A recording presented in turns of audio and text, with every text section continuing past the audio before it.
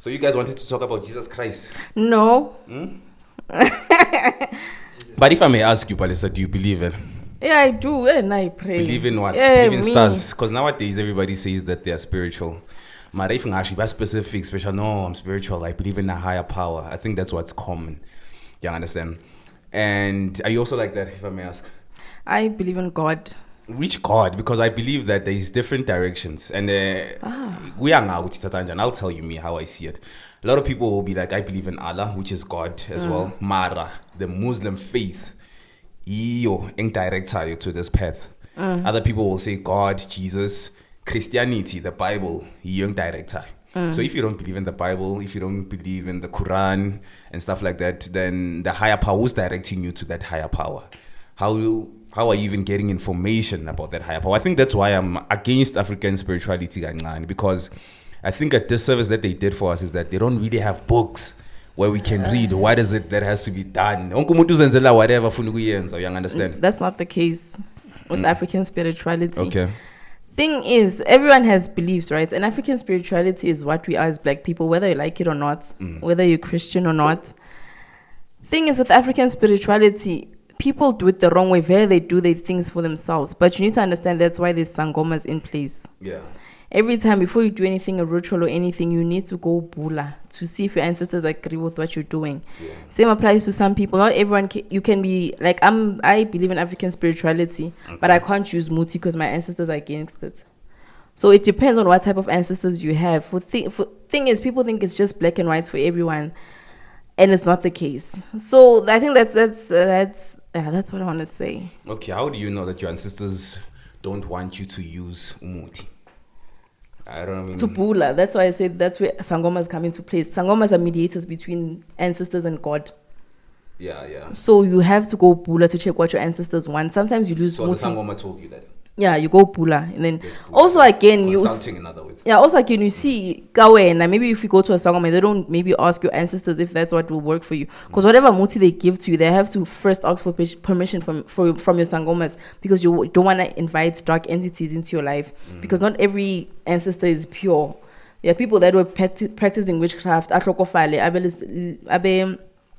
An ancestor lelebi. Okay. So that's the whole point of going to a Sangoma, is to check if what you're doing is right, if it aligns with what your ancestors used to do back then.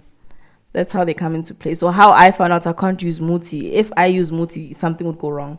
So me, it's purely just prayer and holy ash, of salt. I don't use muti at all. Okay, but you said that there's different kind of ancestors, right? When I know and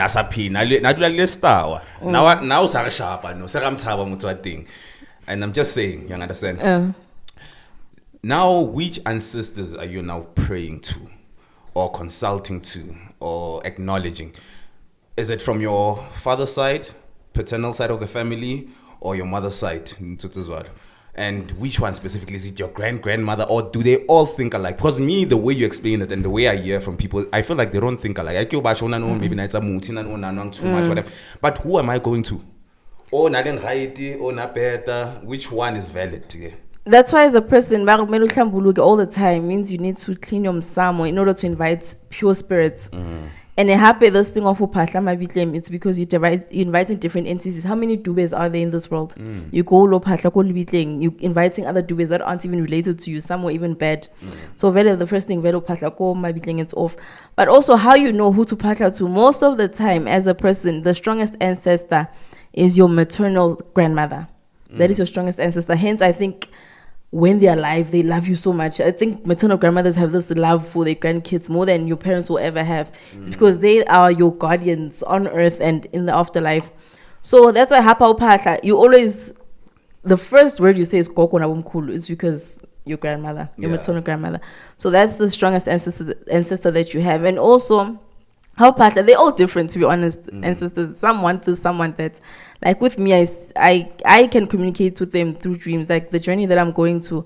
Okay, I'll just make an example. When I started this Tunya thing, I bought. So I don't buy anything without them showing me what they want. So I dreamt, okay, this. And then I bought, there's this cloth. It has a snake on it.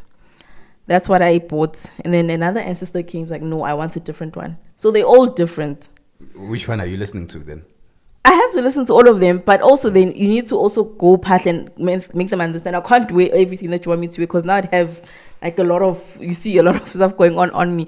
So you need to maybe buy it and then maybe else I think just have it there, because you never know. So you need to acknowledge all of them. And also, if an ancestor comes, you can feel their energy if it's a bad or good ancestor. Yeah. Wow. So profound. So most of the time, for you to get all this information, obviously we are go Sangoma. Get no direct tongue through all of this. Maybe I would wait, okay, your grandmother from your maternal side of the family, because I remember when I went to a Sangoma, and he said, like, I wonder when your grandfather, actually family from your paternal side of the family, blind. And for me it makes sense, because I remember even my grandfather was like the favorite from my grandmother, so it kind of like made sense. Marabashu from your mother's side, because now kids are good to a family, which is my father's side, and I have a character of people from Dube. From my mother's side, people from Limpopo, they don't drink, you know what I mean? They are kind of like married. They want a bit of shady character, and I think maybe that's where the love is not there. So the time Kiako Sangoma thing, and all these kind of things, okay, yeah, you're making sense, I'll do all of that. Mara, the moment Sangoma, it's Usamutu or Atweko jail. You understand? Somebody who did something wrong, whether murdering somebody, I'm gonna say go jail, or Sangoma asho, okay, you can come to me. This love potion. So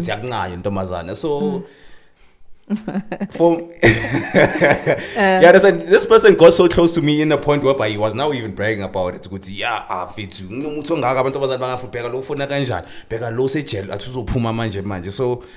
do you believe the dark side is also, because I was also listening to an interview Gogo Scotin. This woman was like, it's my job.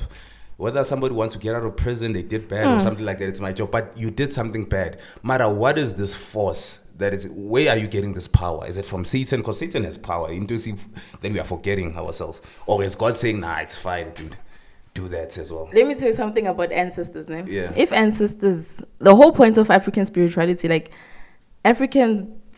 ancestors don't believe in poverty. It's just out. You can't. And also, my grandmother was a Sangoma. She used to say they used to teach them both good and bad. And as a person, you get, I'm not going to say possessed, you get different ancestors' name. Sometimes the prominent ancestor that you have is specialized like something specific. We use Koteni, Obo, Maweni, it's their speciality, it's their gift, they can do that. And thing is, if mutu like a Sangoma jail, it's because your ancestors allowed it. Sometimes they don't allow it. If what's about wrong, they want to teach you a lesson. No matter how many muti you can use, you will not get out of jail. So it also depends on your ancestors if they allow it or not. You're obviously fidgeting with fate, but ancestors don't believe that their people should suffer. So if it means they must go to the extra lengths to make it not happen, no matter how many wrong things you do, they will do it. It's grace, in other words, in a sense. Yeah, sort of. Sangoma for that. Okay, that like I said, it's a mediator. Sangomas are mediators. Yeah. Because sometimes maybe I might happen, or I had a bad day that night. Maybe I did drugs for the first time, or I drank a different kind of alcohol. Someone bored. You understand? Then we fought. Up mistake. Yeah. Maybe I went up the stairs and now I'm arrested. So to a point where Sangoma young too. Yeah. Your ancestors use that Sangoma as a vessel. As a vessel. To help you. Yeah, okay, that I understand. But I say the love potion, manje. No, that one. Hey, my brother's a Sangoma. Hey, people's. Your brother's Sangoma? Yeah, my brother's. Yeah, the one that's. The 22-year-old, whatever. Yeah, he's a Sangoma. Hey, okay, I'm not gonna go into depth, Yeah. But so they do work, Korobela. But they are dangerous in some sense. Okay. Because you are inviting a third entity into your relationship, and that entity will control everything. It's like Sulwane. That's how it gets dangerous. Hence, some of these stories that you see on Ufelani. But what about you still Korobela? And it makes you act hysterical to the point where you end up killing someone. That's the thing about Korobela. And some people Badimba don't allow you to use it on them. Yeah. Like you say so and then because now your ancestors are not allowing it. So they taking a different route with you. Yeah. By the time maybe I break it to be right, It's stuff like that. So it also depends. If your ancestors allow certain things to happen, that's what I'm saying. If your ancestors allow it, it'll happen. Muti does not work for everyone. It's all dependent on the ancestor. That's why a Sangoma is that mediator to ask.